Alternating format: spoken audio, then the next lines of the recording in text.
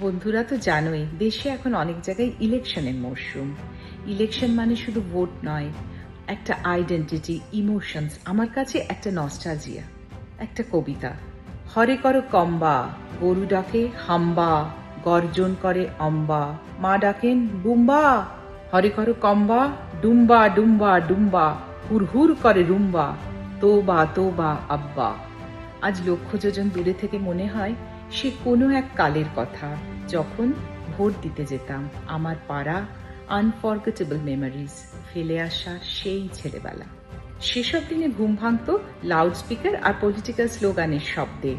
পাড়ায় চায়ের দোকানে দোকানে চলতো হিটেড আর্গুমেন্টস, আর সেসব আর্গুমেন্টে সামিল হতো চায়ের দোকানদার থেকে আরম্ভ করে নামজাদা প্রফেসর। আর বাংলার ইলেকশন যেন এক ফেস্টিভ্যাল।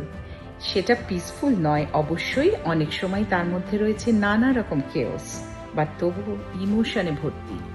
যত দূরেই থাকি না কেন, Bangla never feels distant to me. আজও দেখি ৮০-৯০ বছর বয়সে মানুষ ভোট দেওয়াকে এক গুরুত্বপূর্ণ নাগরিক অধিকার মনে করে ভোট দিতে যাচ্ছে। It is not about who wins, it is about what you believe in. ধন্যবাদ। See you. সঙ্গে কে? বন্ধু পিউ। ভালো থেকো। Bye bye. Hare Krishna. Hello, hi. হ্যাঁ, সবাই খুব ভালো থেকো। আবার খুব শিগগিরই দেখা হচ্ছে তোমাদের সাথে। আর হ্যাঁ, আমার এই ভিডিওটা ভালো লাগলে লাইক, শেয়ার আর কমেন্ট করতে ভুলো না। বাই।